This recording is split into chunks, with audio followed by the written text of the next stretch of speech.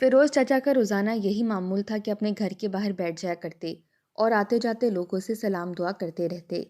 इस मोहल्ले में हर कोई फिरोज चाचा को इज्जत की निगाह से देखा करता था। जो भी वहां से गुजरता कुछ ना कुछ फिरोज चाचा को दे जाता या फिर दो घड़ी रुक कर इनसे अपने दुख सुख की बातें कर लिया करता। फिरोज चाचा बड़े ही हंसमुख और आला इखलाक के मालिक थे। इस मोहल्ले का हर शख्स इनकी इज्जत करता था।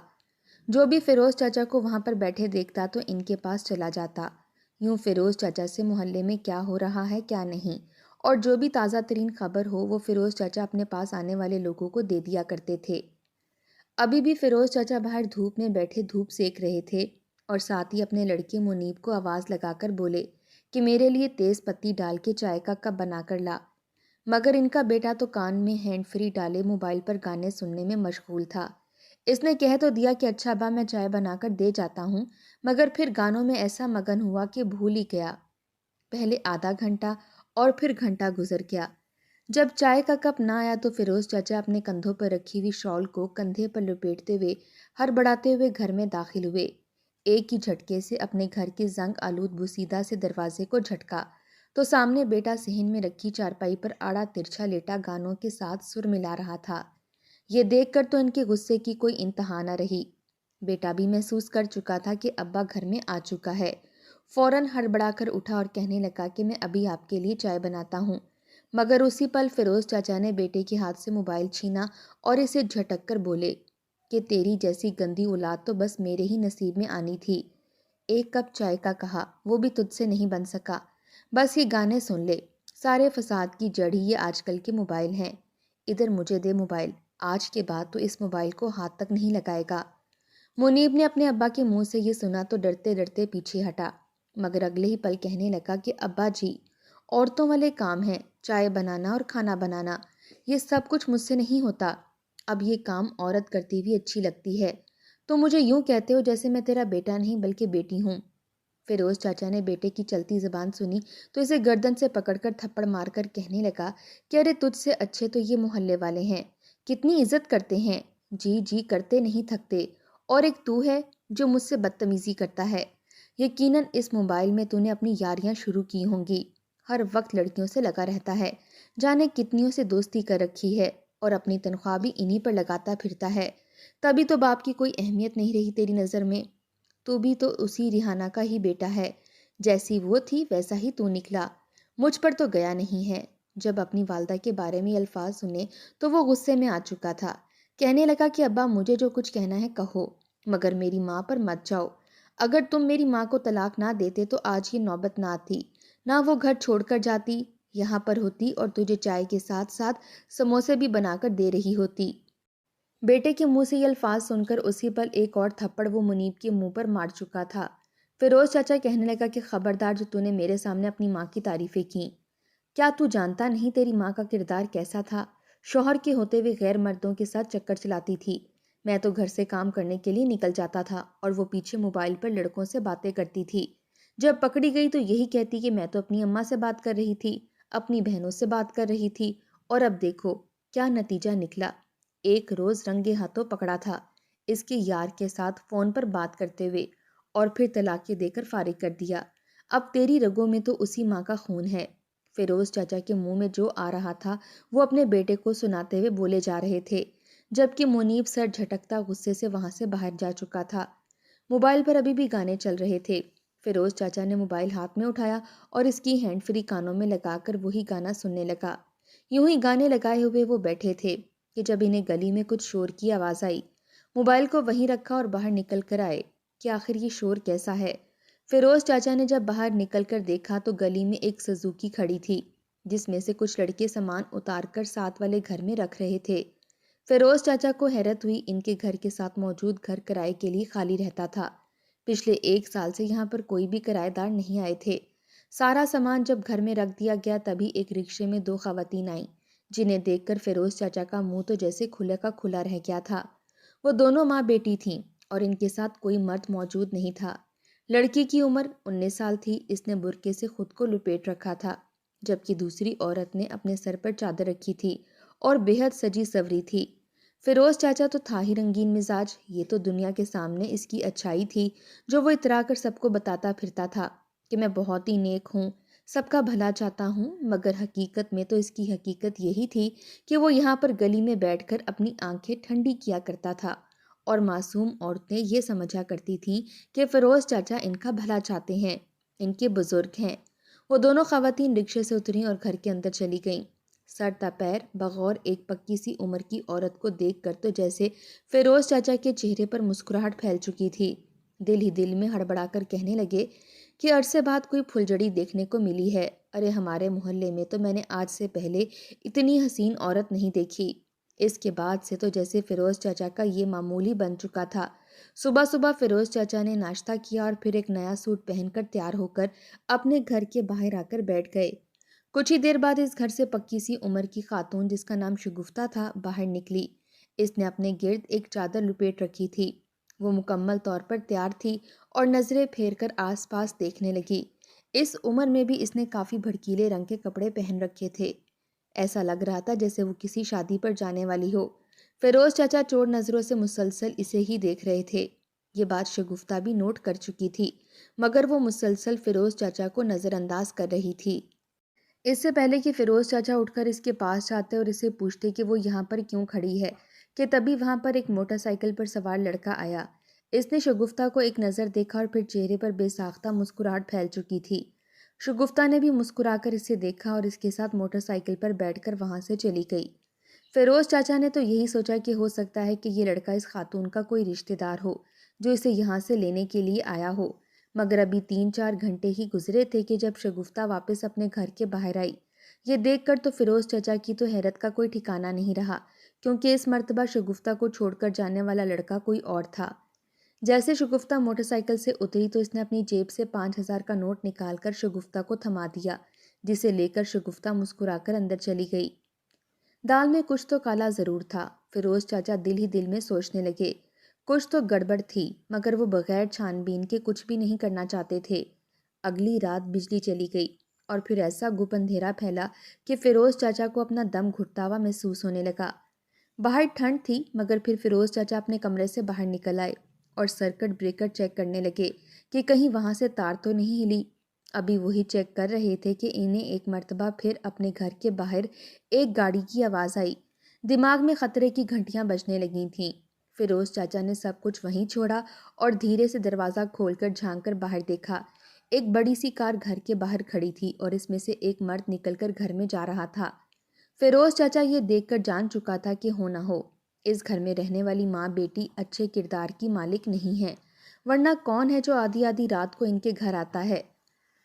پھر اگلی صبح جب فیروز چاچا گھر کے باہر جا کر بیٹھے تو ان کے محلے کے 2 لوگ ان کے پاس چلے آئے، وہیں پر کرسیاں ڈال کر ان سے باتیں کرنے لگے۔ فیروز چاچا کہنے لگے کہ تم لوگوں کو خبر ہے محلے میں نئے کرایہ دار آئے ہیں۔ یہ سن کر ان کے سامنے بیٹھا ہی شخص کہنے لگا کہ ہاں فیروز چاچا، سنا ہے دونوں ماں بیٹیاں ہیں، ان کے گھر میں کوئی مرد نہیں ہے، ماں طلاق یافتہ ہے، دونوں ہی نوکری کر کے اپنا گزر بسر کرتی ہیں، ہمارا محلہ شریفوں کا ہے، اس لیے یہاں رہنے کے لیے چلی آئی ہے۔ اس شخص کی یہ بات سن کر فیروز چاچا مسکرائے تھے، کہنے لگے کہ ہاں پچھلے محلے میں تو بے حیائی پھیلائی اور اب ہمارے محلے میں آ کر یہ سب کرنا شروع کر دیا ہے۔ فیروز چاچا کی بات سن کر وہ لوگ حیرت سے دیکھنے لگے۔ فیروز چاچا مرچ مسالہ لگا کر ان لوگوں کو بتانے لگے کہ ارے میرے ہمسائے میں رہتے ہیں، ہمارے گھر کی تو دیوار بھی ایک ہے، میں نے خود کئی لوگوں کو آتے جاتے دیکھا ہے، کبھی موٹر سائیکل پر تو کبھی کار پر، جس کے ساتھ جاتی ہے اس کے ساتھ واپس نہیں آتی اور جس کے ساتھ واپس آتی ہے وہ اس کو ہزاروں روپے پکڑا رہا ہوتا ہے اور یہ خوشی خوشی لے رہی ہوتی ہے۔ بھلا بتاؤ کیا یہ شریف لوگوں کا شیوا ہے؟ مجھے تو پہلی نظر سے یہ ماں بیٹی اچھی نہیں لگیں، مجھے تو لگتا ہے ان دونوں کا کاروبار ہی یہی ہے۔ پھر اس چچا کی بات سن کر باقی دونوں مرد بھی اسی بات پر اکتفا کرنے لگے، کہنے لگے کہ ہاں یہ بات تو سچ ہے، دونوں ماں بیٹی محلے میں کسی کے گھر آتی جاتی بھی نہیں ہیں اور نہ ہی کسی سے گھلتی ملتی ہیں، ہمیں تو پہلے سے ہی شک تھا کہ دونوں ماں بیٹی میں کوئی نہ کوئی خرابی تو ضرور ہے۔ ابھی یہی باتیں چل رہی تھیں کہ تبھی اس گھر میں رہنے والی لڑکی برقعے میں ملبوس ہاتھ میں کتابیں اٹھائے گھر کی جانب آنے لگی۔ وہ مکمل طور پر پردے میں تھی، صاف ظاہر تھا کہ وہ کالج سے واپس گھر کی جانب آ رہی ہے، مگر وہاں موجود سبھی مرد بڑی ہی چبھتی ہوئی نظروں سے اس لڑکی کو دیکھ رہے تھے، گویا اسے کچا ہی چبا جائیں گے۔ وہ لڑکی گھبراتے ہوئے گھر کے اندر جانے لگی کہ جب وہ شخص جان بوجھ کر اٹھ کھڑا ہوا جس سے کہ وہ لڑکی اسے ٹکرا جائے، مگر پھر بھی وہ لڑکی خود کو سنبھالتی ہوئی بھاگ کر اپنے گھر کے اندر داخل ہو گئی۔ گھر میں داخل ہوتے ہی اس نے اپنا بیگ ایک جانب کو پٹکا تھا اور پھوٹ پھوٹ کر رونے لگی۔ شگفتہ جو کچن میں کام کر رہی تھی، جب اس نے اپنی بچی کو یوں آ کر روتے دیکھا تو وہ بکھلا گئی تھی۔ بھاگ کر باہر آئی اور کہنے لگی کہ کیا بات ہے، رو کیوں رہی ہو؟ کیا کسی نے تمہیں کچھ کہا ہے؟ مجھے بتاؤ، میں جا کر اس کا حشر نشر کر دوں گی۔ مگر امبرین روتے ہوئے کہنے لگی کہ یہ محلے کے لوگ بڑے ہی عجیب نظروں سے مجھے دیکھ رہے تھے، مجھے تو لگتا ہے کہ انہیں آپ پر شک ہونے لگا ہے۔ شگفتہ نے جب یہ سنا تو وہ گھبرا سی گئی تھی، کہنے لگی کہ نہیں نہیں بیٹا، ایسا کچھ نہیں ہوگا، میں پوری کوشش کروں گی کہ یہ بات کسی کے سامنے بھی کھل کر نہ آئے۔ ہم نئے ہیں نا اس محلے میں، اس لیے وہ ایسے دیکھ رہے ہوں گے، فکر مت کرو۔ شگفتہ نے اتنا کہہ کر اپنی بیٹی کا دل بہلا دیا تھا، مگر اگلے ہی روز پورے محلے میں یہ بات گردش کرنے لگی تھی کہ محلے میں آنے والی عورتیں اچھے کردار کی مالک نہیں ہیں۔ دونوں ماں بیٹی جسم فروشی کا کام کرتی ہیں، دن رات ان کے گھر سے مرد آتے جاتے رہتے ہیں۔ فیروز چچا کئی روز سے اس موقع کے انتظار میں تھے کہ کب موقع ملے اور وہ کسی نہ کسی طرح شگفتہ سے بات کر سکے۔ بھلے ہی وہ اس کا کردار سب کے سامنے اچھال رہے تھے، مگر کہیں نہ کہیں وہ خود بھی شگفتہ کے حسن سے متاثر ہو چکے تھے اور یہی چاہتے تھے کہ کسی نہ کسی طرح شگفتہ سے بات کر سکیں۔ ایک روز جب شگفتہ واپس گھر کی جانب آ رہی تھی تو فیروز چچا باہر ہی موجود تھے۔ اٹھ کر اس نے شگفتہ کا راستہ روک لیا۔ شگفتہ ہڑبڑا کر پیچھے ہٹی، فوراً اپنے چہرے کو دوپٹے سے ڈھکتے ہوئے کہنے لگی کہ کیا بات ہے چچا جی، آپ نے میرا راستہ کیوں روکا ہے؟ اس عورت کے منہ سے لفظ چچا سن کر فیروز چچا نے آس پاس نظر دوڑائی اور پھر کھل کر ہنسا تھا، کہنے لگا کہ ارے نہیں، تم مجھے چچا کیوں کہہ رہی ہو؟ عمر میں تم سے کوئی 2-4 سال ہی بڑا ہوں گا۔ میرا نام فیروز خان ہے تو تم مجھے فیروز بھی کہہ کر بلا سکتی ہو۔ فیروز چچا کا چھلکتا ہوا ٹھڑک شگفتہ بخوبی محسوس کر چکی تھی، فوراً وہاں سے اپنے گھر کو جانے لگی، مگر اگلے ہی پل فیروز چچا اسے روک چکا تھا۔ کہنے لگا کہاں بھاگتی جا رہی ہو؟ میری بات تو سن لو، سب کے سامنے تو تتلی بنی پھرتی ہو اور جب پڑوس کے لوگ مراسم بڑھانا چاہیں تو پھر یوں بھاگتی ہو، ہمیں بھی کبھی موقع دو اپنی مہمان نوازی کا۔ شگفتہ کے قدم تو گویا برف بن چکے تھے، وہیں پر منجمد ہو چکی تھی۔ کہنے لگی کہ آپ کے کہنے کا کیا مطلب ہے؟ آپ کیا کہنا چاہتے ہیں؟ یہ سن کر فیروز چاچا نے انتہائی سرگوشی نما انداز میں کہنا شروع کر دیا کہ تمہیں کیا لگتا ہے میں نے کچی گولیاں کھیلی ہیں؟ تمہارے کردار سے میں واقف نہیں ہوں؟ جب سے تم یہاں آئی ہو میں تمہارے رنگ ڈھنگ کو دیکھ رہا ہوں، کبھی تم کسی لڑکے کے ساتھ جا رہی ہو اور کبھی آدھی آدھی رات کو تمہارے گھر میں مرد آ رہے ہیں، اور پھر اس گھر کا خرچ آخر کیسے چلتا ہے؟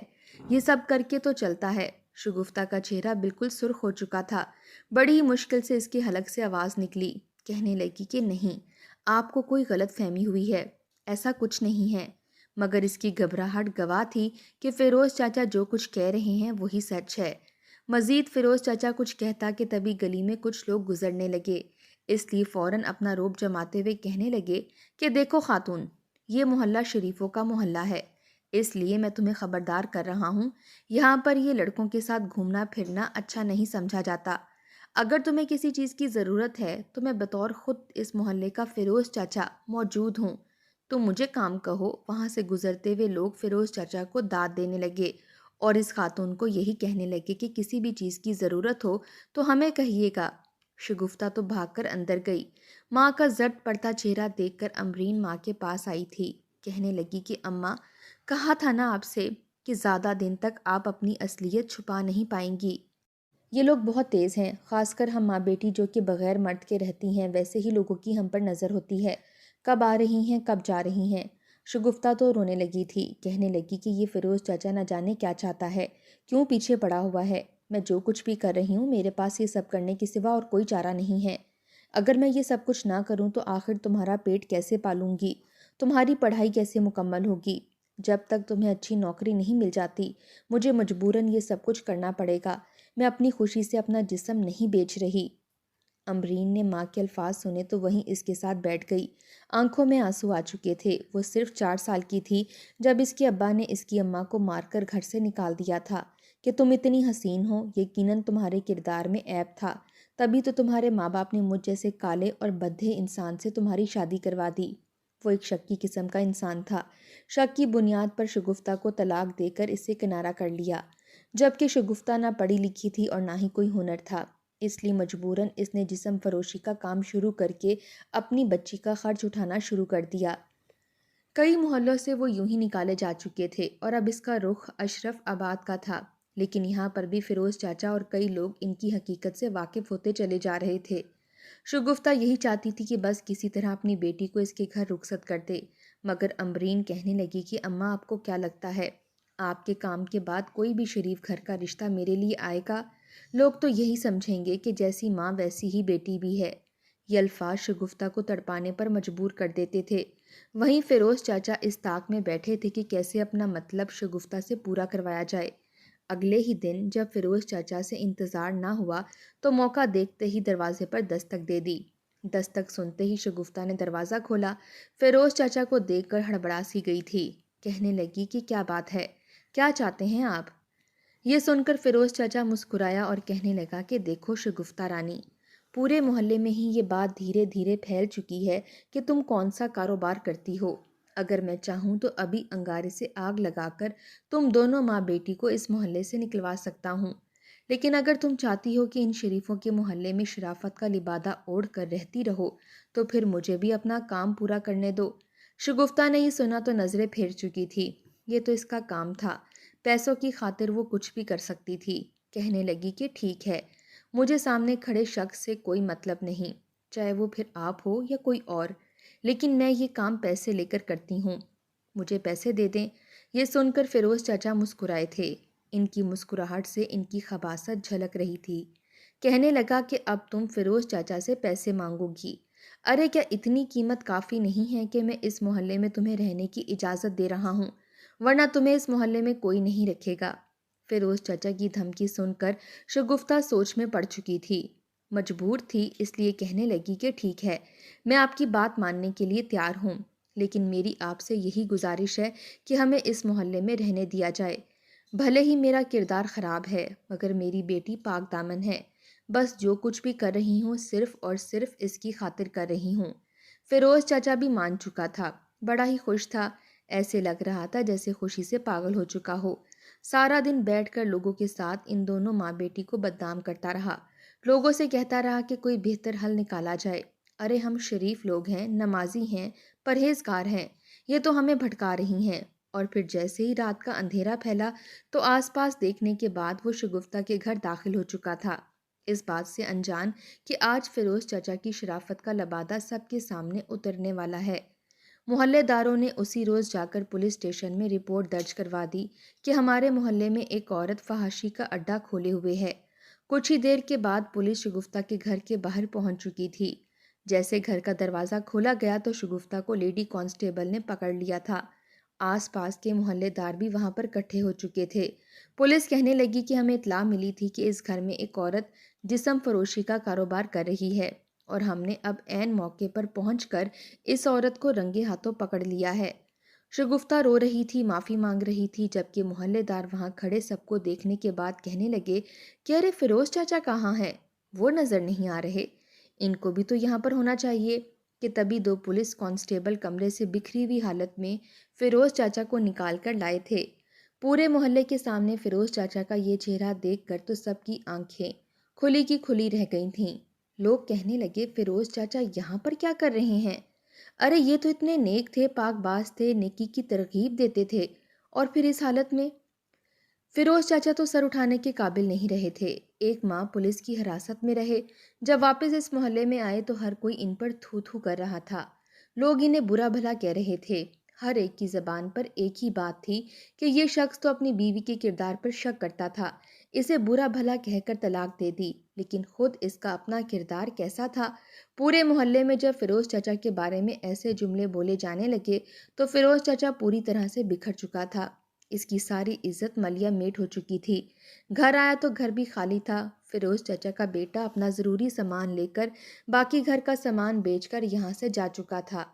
फिरोज चाचा फूट फूट कर रोने लगा, रो रो कर अपने अल्लाह से अपने गुनाहों की माफ़ी मांगने लगा। बेसाख्ता इसका ध्यान अपनी बीवी की तरफ गया था। اس نے اپنی بیوی پر جھوٹے الزامات لگا کر اس کی کردار کشی کی تھی، پھر اسے طلاق دے کر گھر سے نکال دیا، یہ بھی نہ سوچا کہ اس کے میکے میں کوئی بھی نہیں ہے، آخر وہ بے سہارا عورت کہاں جائے گی۔ فیروز چاچا نے صرف اور صرف اس بنا پر بیوی کو طلاق دی تھی کہ وہ بیوی کا خرچ نہیں اٹھا سکتے تھے، صرف اتنا ہی کماتے کہ اپنا گزارا اچھا سے کر سکتے۔ پھر جب بیوی حاملہ ہوئی تو اسے بد کردار کہنے لگے، بیٹے کی پیدائش ہوئی تو دھکے مار کر گھر سے نکال دیا کہ یہ بچہ میرا نہیں ہے، پھر پورے محلے میں یہ بات پھیلا دی کہ میری بیوی تو بد کردار تھی، میں بغیرت بس غیرت کے نام پر اسے قتل نہیں کر سکا، طلاق دے کر خود سے الگ کر دیا ہے۔ فیروز چاچا کی بیوی نے طلاق کے بعد بیٹے کو وہیں دروازے پر چھوڑا اور خود ایسی گئی کہ دوبارہ کبھی نظر نہ آئی۔ زندہ بھی تھی یا نہیں کیا خبر۔ کئی سال بعد فیروز چاچا کی حقیقت سب کے سامنے آئی تھی۔ فیروز چاچا بدل چکے تھے، حقیقی معنوں میں عبادت گزار ہو چکے تھے، مگر اب بھی لوگ انہیں تانا دیتے، برا کہتے، مذاق اڑایا کرتے۔